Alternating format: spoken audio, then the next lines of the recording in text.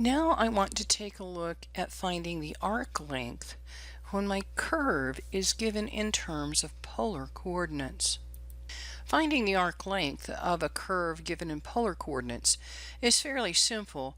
We just express the polar curve as a set of parametric equations that rely on Cartesian coordinates, and then I apply the arc length formula.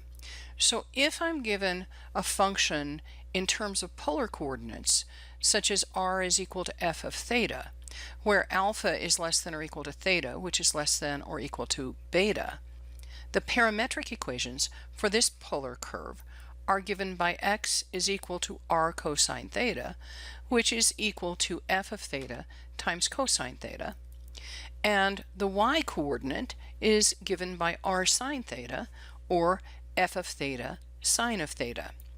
The arc length for this curve can now be written as L is equal to the integral from alpha to beta of the square root of dx d theta squared plus dy d theta squared d theta.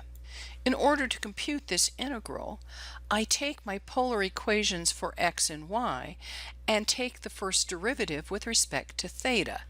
Dx d theta becomes f prime of theta times the cosine of theta minus f of theta sine of theta. And the derivative of the y-coordinate, dy d theta, is equal to f prime of theta sine of theta plus f of theta cosine theta. Now I'm going to make that substitution inside my integrand so that my arc length L is given by the integral from alpha to beta of the square root of the quantity f prime theta cosine theta minus f theta sine theta quantity squared plus the quantity f prime theta sine theta plus f theta cosine theta quantity squared d theta. I'm going to expand and simplify that, and this reduces to the integral from alpha to beta of the square root of f prime of theta squared plus f of theta squared d theta. Now let's work an example.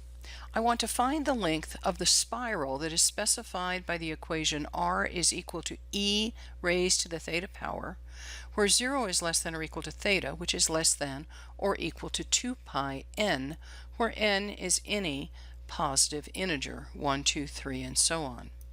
My arc length, L, is equal to an integral from alpha to beta of the square root of the first derivative of f of theta squared plus f of theta squared d theta. F of theta is given by e to the theta, so that f prime of theta is also e to the theta. This means my arc length becomes the integral from 0 to 2 pi n of the square root of e to the 2 theta plus e to the 2 theta d theta. I can pull the square root of 2 out in front of the integral sign, and I get the arc length is equal to the square root of 2 times the integral from 0 to 2 pi n of e to the theta d theta. This becomes a square root of 2 times e to the theta evaluated from 0 to 2 pi n. I plug in my limits of integration, and I get the square root of 2 times e to the 2 pi n minus the square root of 2 times e to the 0.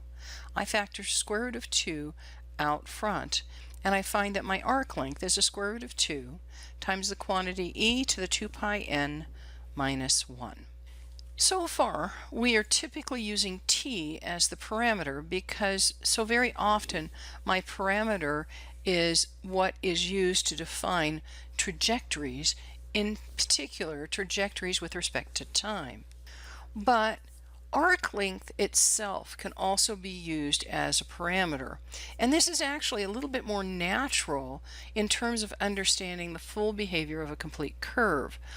The trick is that we have to be able to identify the one parameterization of the curve that will have the arc length as the parameter. There's a lot of different ways I can parameterize something. There is one that will allow me to use the arc length as a parameter. So let's talk about using my arc length as a parameter. If I'm given a function s of t, which is equal to the vector components x of t, y of t, and z of t, where t is greater than or equal to some value a, and t represents my parameter, if this is my arc length, notice that as t increases, so does the arc length. The length of the arc from A to T is going to be given by S of t is equal to the integral from A to T of the square root of x prime of u squared plus y prime of u squared plus z prime of u squared du. But the square root of x prime of u squared plus y prime of u squared plus z prime of u squared is just the magnitude of the velocity of the initial s of t vector, so that my integral can be written as the integral from a to t of the magnitude of the vector v of u du. I'm using u as the variable in my integration because t is already used in my limits. Then if I take the derivative with respect to t and use the fundamental theorem of calculus, I get ds dt is equal to d by dt of the integral from a to t of the magnitude of the vector v of u du. That just becomes the magnitude of the vector v of t. This again shows me the direct relationship between arc length and speed. Now if my parameter t represents time and the vector r represents the position of an object moving along the curve over a specific period of time, then the rate of change of the arc length with respect to t, where t is time, gives me the speed of my object. Let's assume that my vector r of t is a smooth curve. Then the magnitude of my velocity will not be 0, and ds by dt is going to be greater than or equal to 0, which means that s of t is an increasing function in terms of t. If the vector r is a curve on which the speed is equal to 1, my integral becomes the integral from a to t of 1 du, which gives me an integration result of t minus a, or the difference in the upper and lower limits. This is just the fundamental theorem of calculus. But this condition, that the magnitude of my speed is 1, tells me that the parameterization I'm using corresponds to arc length. In other words, my arc length is the parameter.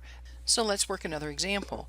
I want to determine whether each of the following curves use arc length as a parameter, and if they don't, I want to find the description that uses arc length as a parameter for that particular function. The first vector I'm going to work with is r of t is defined by the vector components 5 times cosine t, 3 times sine t, and 4 times sine t, for 0 is less than or equal to t, which is less than or equal to pi. The second vector valued function is the vector r of t is given by the vector components cosine of t over square root of 2, cosine of t over square root of 2, and sine of t, where 0 is less than or equal to t, which is less than or equal to 10. In the first case, my r of t is given by the components 5 cosine t, 3 sine t, 4 sine t, and my limits of integration go from 0 to pi, so that my arc length formula, s of t, is given by the integral from a to t of the magnitude of the vector vu du, which I require to be in the form the integral from a to t of 1 du, so that I can write it as t minus a. This is what I'm going to use to test to see if arc length is the parameterization. My v of u is given by the components negative 5 sine u, 3 cosine u, and 4 cosine u. The magnitude of my velocity, or my speed, is given by the square root of 25 sine squared u plus 9 cosine squared u plus 16 cosine squared u. This gives me the square root of 25, which is equal to 5. This is not equal to 1. So this particular function does not use arc length as the parameter. I want to find a description for this vector that does use arc length as the parameter. I'm going to let t equal s divided by 5. This is just s divided by the magnitude of the velocity. This allows me to work with a unit vector, so that my v of s is given by -5 sine of s over 5, 3 cosine s over 5, and 4 cosine s over 5. The magnitude of v of s is the square root of sine squared u plus 9/25 cosine squared u plus 16/25 cosine squared u, and when I simplify that, I do in fact get 1.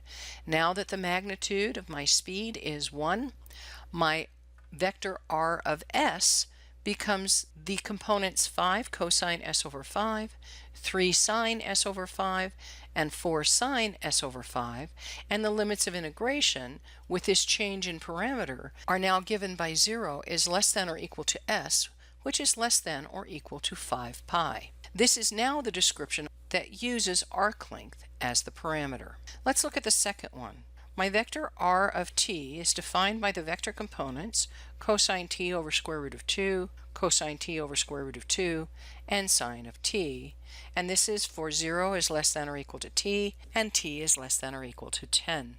I want to use my definition for arc length s of t is equal to the integral from a to t of the magnitude of the velocity du, and I want it to look like the integral from a to t of 1 du so that I will know that it uses arc length as a parameter. My velocity for this vector is given by the components negative sine of u over square root of 2, negative sine of u over square root of 2, and cosine u.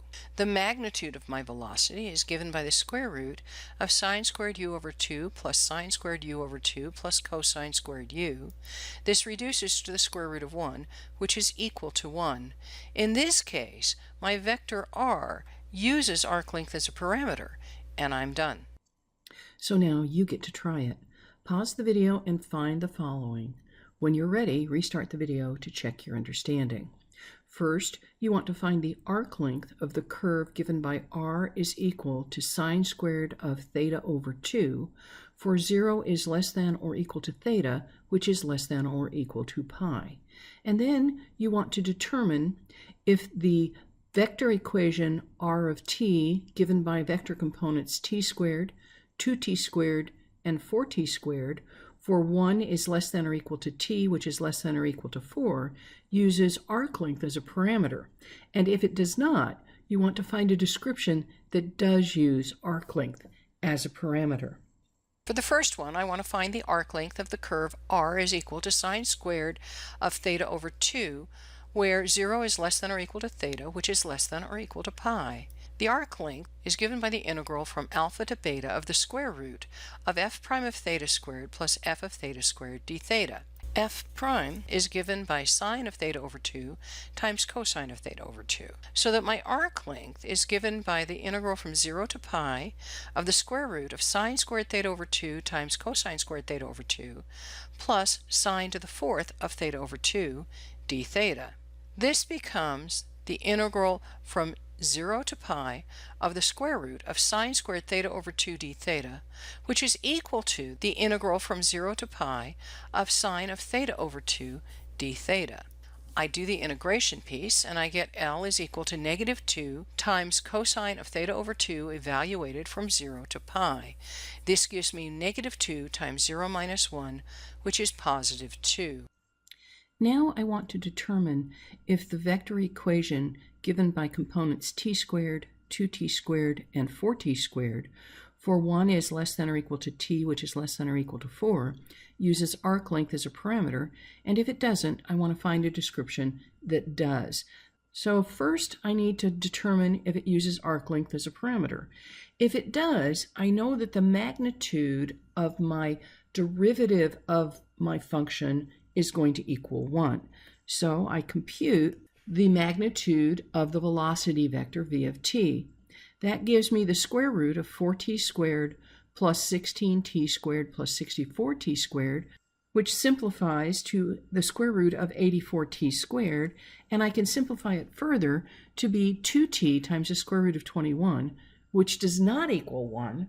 So in this case, we are not using arc length as a parameter. In order to find a description that does use arc length as a parameter, I have to find a unit vector that's going to work. We start by integrating the magnitude of my velocity vector from 0 to t in order to find s. So my s of t is given by the integral from 0 to t of 2u times the square root of 21 du, which is equal to 2 square root of 21 times t squared over 2. The 2's cancel, and s of t is equal to the square root of 21 times t squared. So now I'm going to use that result, that s of t is equal to square root of 21 times t squared, and solve for t.